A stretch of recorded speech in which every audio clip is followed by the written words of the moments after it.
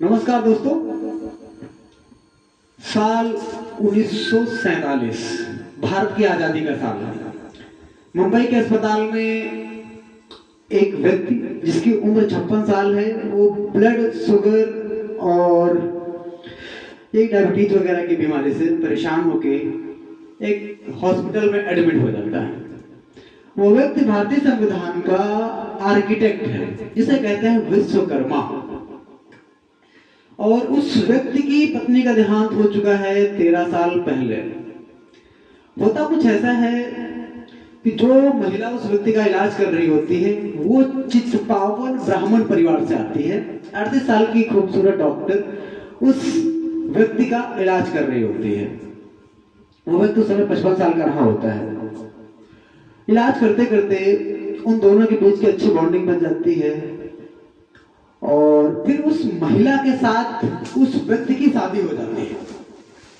शादी पे कुछ ऐसा होता है कि महिला का परिवार भी पूरी तरह से इस शादी के खिलाफ और उस व्यक्ति का परिवार भी उस शादी के पूरी तरह खिलाफ। आखिर कौन थी वो महिला, कौन था वो व्यक्ति? उस महिला का नाम है डॉक्टर सविता। और यहाँ पर हम जिस व्यक्ति की बात कर रहे हैं वह भारतीय संविधान के निर्माणकर्ता डॉक्टर भीमराव अंबेडकर। वो डॉक्टर अंबेडकर जो अपनी पूरी जिंदगी एक मनवादी सोच के खिलाफ अभियान चलाते रहे, दलितों के अधिकार के लिए पूरी जिंदगी लड़ते रहे।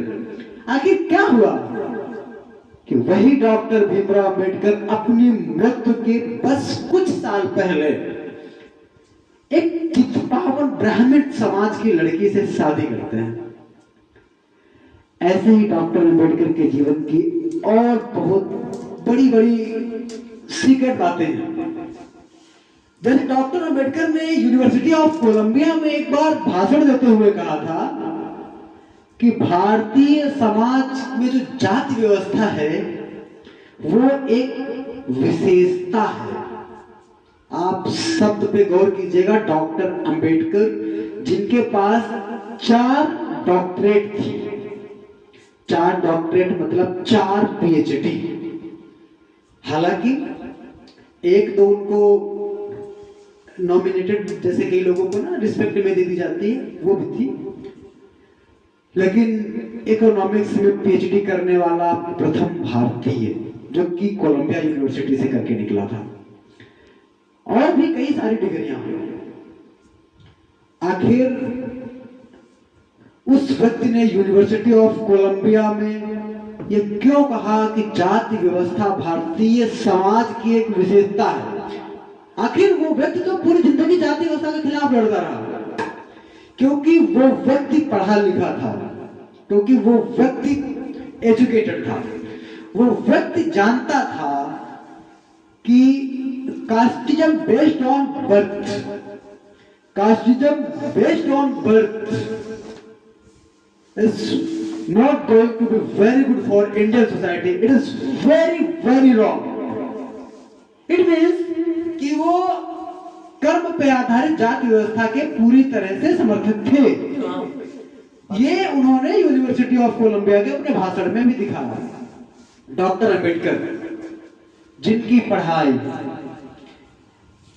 खुद अपने आप में एक माइलस्टोन है।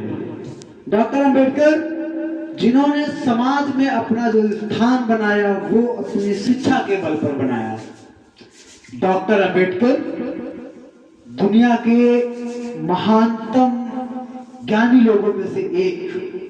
डॉक्टर अंबेडकर आधुनिक भारत की या फिर आधुनिक दुनिया की उन शख्सियतों में से एक जिनकी पूरी दुनिया में सबसे ज्यादा स्टैच्यूज लगी हुई है, मूर्तियां लगी हुई हैं। आखिर आज हम क्यों बात कर रहे हैं डॉक्टर अंबेडकर के बारे में? आज हम ये सब बातें क्यों कर रहे हैं?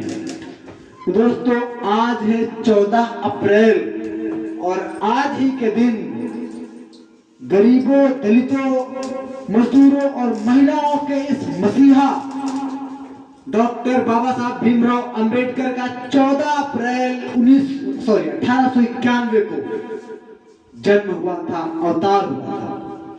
समाज का एक विशेष तबका डॉक्टर अंबेडकर को एक इंसान न मान के एक मसीहा, एक अवतार मानता है। आखिर क्यों न माने?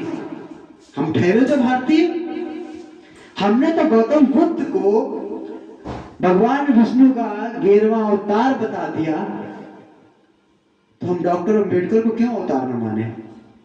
आखिर डॉक्टर अंबेडकर ने जो किया है दलितों के लिए, जो किया है महिलाओं के लिए, जो किया है मजदूरों के लिए, वो शायद कोई आम व्यक्ति सोच भी नहीं सकता था।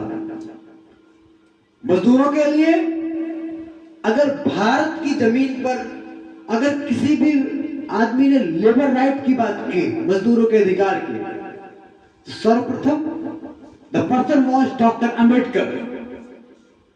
महात्मा गांधी ने भी किया था, लेकिन अंबेडकर जैसा नहीं है। महात्मा गांधी ने किया था, मुआवजा दिला के चले गए थे, लेकिन मजदूरों के काम के घंटे कितने होने चाहिए, मजदूरों के लिए हफ्ते में एक छुट्टी होनी चाहिए, मजदूरों के लिए एक मिनिमम वेजेस कितना होना चाहिए, मतलब मजदूरी कितनी होनी चाहिए। अगर ये सब तय करने की किसी व्यक्ति ने बात की तो वो थे डॉक्टर अंबेडकर। हम समझते हैं डॉक्टर अंबेडकर सिर्फ दलितों के मसीहा थे, नहीं, डॉक्टर अंबेडकर समस्त मजदूर क्लास के मसीहा थे। डॉक्टर अंबेडकर सभी पिछड़ों के मसीहा थे, सिर्फ दलितों के नहीं थे। वो भारत की शान है, वो भारत का नगीना है, वो भारत के हीरा है। सिर्फ दलितों के कैसे हो सकते हैं? उन्हें मजदूरों की बात की है। जब डॉक्टर अंबेडकर महिलाओं की बात करते हैं तो वो ये नहीं देखते हैं कि वो महिला ब्राह्मण समुदाय से आती है या फिर वो दलित समाज से आती है या मुस्लिम समाज से आती है। जब वो महिलाओं की बात करते हैं तो संपूर्ण महिलाओं की बात करते हैं, वो महिला शिक्षा की बात करते हैं तो संपूर्ण महिला शिक्षा की बात करते हैं। उसी का एक नमूना होता है सुचेता कृपलानी, सरोजिनी नायडू जैसी महिलाएं अपना जलवा दिखाती हैं। आज मायावती, सोनिया गांधी, ममता बनर्जी जैसी महिलाएं अपनी क्षमता से, अपनी प्रतिभा से भारत की भूमि को प्रज्वलित कर रही हैं। अंबेडकर जी के द्वारा जलाई गई ज्योति को जलाते हुए आगे बढ़ रही है। डॉक्टर अंबेडकर ने जिस सामाजिक एकता की बात की थी, डॉक्टर अंबेडकर ने जिस सामाजिक समरसता की बात की थी, उसको उनकी मृत्यु के बाद काफी हद तक गायब कर दिया गया। डॉक्टर अंबेडकर ने जिस आरक्षण की बात की थी, उस आरक्षण को आज कहा जाता है कि उसको आर्थिक आधार पर बना दिया जाना चाहिए। आखिर कैसे?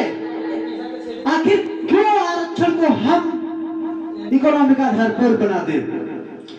राजस्थान में जब किसी दलित बच्चे को मटके से पानी पीने की वजह से पीटा जाता है तो उसको इस वजह से नहीं पीटा जाता कि वो गरीब है, उसके पास पैसे नहीं है। उसको इस वजह से पीटा जाता है क्योंकि वो दलित समाज से आता है। जब मायावती को मंदिर जाने से रोका जाता है तो मायावती को इस वजह से मंदिर जाने से नहीं रोका जाता है कि मायावती के पास पैसे नहीं है। अरे मायावती चाहे तो अच्छे अच्छे को खरीद के अपना गुलाम बना ले, इतना पैसा है उनके पास, लेकिन इस वजह से रोका जाता है क्योंकि वो दलित थी। जब भारत के राष्ट्रपति रामनाथ कोविंद को मंदिर जाने से रोका जाता है तो हमको समझ में आना चाहिए कि समाज में जो विभाजन है वो जाति के आधार पे है, आर्थिक आधार पर नहीं है।